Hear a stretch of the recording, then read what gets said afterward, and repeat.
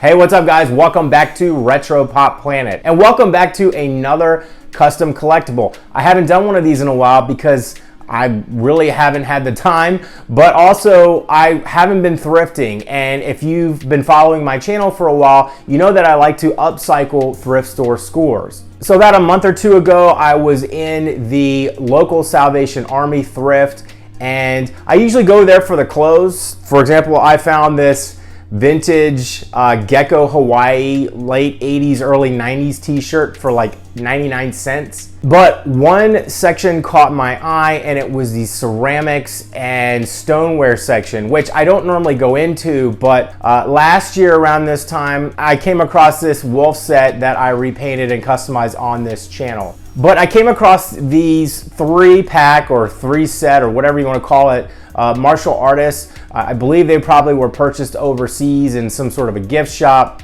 The price tag was crazy steep. They were like $8 a pop, and 2 of the 3 were actually broken. I don't know if you can see in the videos here, but one is missing its hands, and the other one had, you could tell where the joints had snapped and had been glued back together. And if you know anything about pottery and ceramics, once they're broken, even though you put them back together, they're gonna be fragile forever. So I didn't want those, and I think the reason they were broken is because these figures were actually pretty top heavy on a really small base, so I can imagine that they would topple very easily. Now, I was on the fence about picking this up because they were broken and because the price was so steep, but I was just in a Target prior to going into this store, and when I was walking back by the electronics and then the toy section, right there on the end cap was a giant Aang from The Last Airbender. And all I could think of in my mind was, I bet I could repaint this figure and make it look cool. So I will say right here and right now, I hope I pronounce the name Aang correctly. I know that there are fanatics of this show and the manga, but I don't know anything about it. I've never watched 1 second. I haven't read 1 page. So this is beyond me. I hope I do it justice. So I will do a voiceover so you can follow along with my process and just the way that I'm thinking through this. And just in case you would like to do a custom of your own, hopefully I will give you some tips and tricks along the way. So let's get to customizing this figure. I'm going to start out by priming the figure, and I'm using black spray primer because it's all I have. I was a little worried about coverage at first because it's made out of this stone-like material, but it eventually turned out fine. The only real issue I had with using black is it took so many top coats to cover, and that's primarily because the colors that I'm using for this project have much lighter bases. And I'm going to be using a mix of different colors and brands that I have on hand, but because it'll take so many top coats, I probably could have just used cheap craft paint. As you can probably tell, this figure has kind of goofy proportions, and this leg bend is so ridiculous that it actually works well with a lot of the anatomical rule breaking that you'll find in anime. This yellow that I'm using from Citadel took 6 coats. I originally wanted to try and cell shade this figure like in the anime, but the way the shadows hit the final paint job, it actually appears to be cell shaded. I didn't have an orange on hand that was color accurate, but I do have this Angelus shoe paint. The coverage again wasn't great and it was way too shiny, but I eventually used a matte sealer that'll make it blend with the rest of the figure.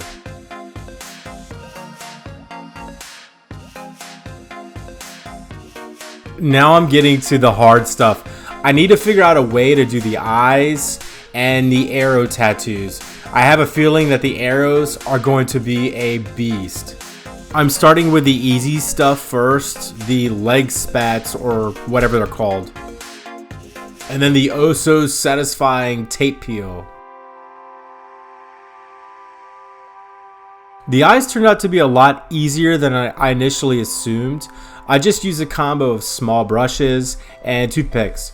The real challenge was getting the eye's pupils to be looking in one direction and to not appear dead and lifeless.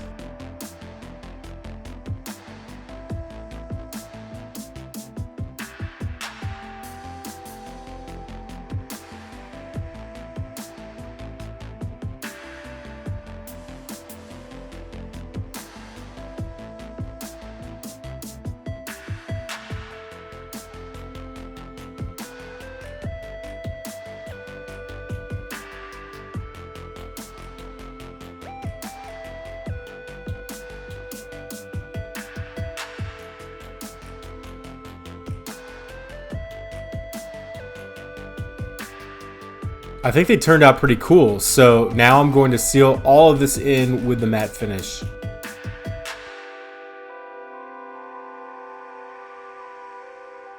That turned out so sick. I'm going to throw down some green on the base, a simple one coat, because I like the way the green contrasts with the black primer. I'm going to make a painting template for the arrows using frog tape, the best tape ever.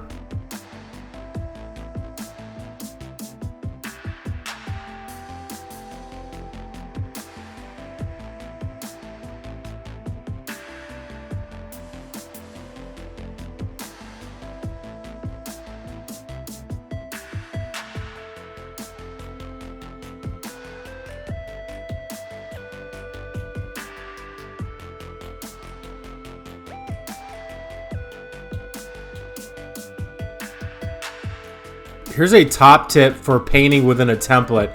Always use the base color as your first coat. This will prevent the final top color from bleeding underneath the tape. This works for miniatures as well as big murals. And I'll finish with this nice light blue. I'll do it for his head, his back of his neck, and his shoulders, and then also his left hand, and then his right hand and arm.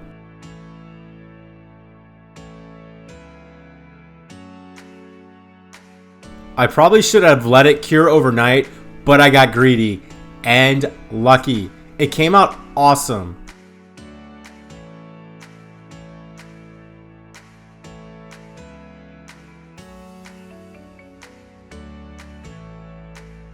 So again, I'll repeat the same steps on his arms and hands.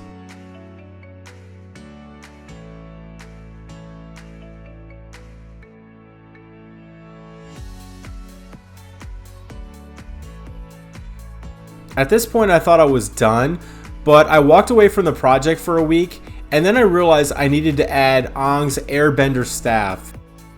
I picked up this wooden dowel for less than $1 at the hobby store, painted it brown,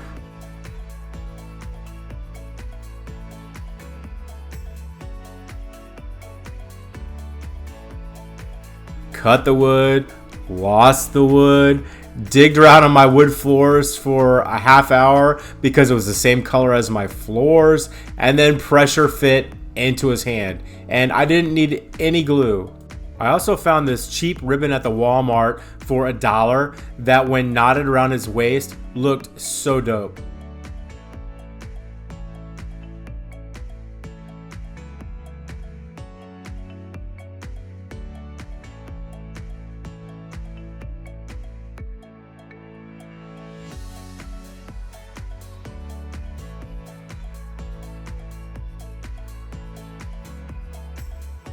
I then added these grass brushes for that final anime touch.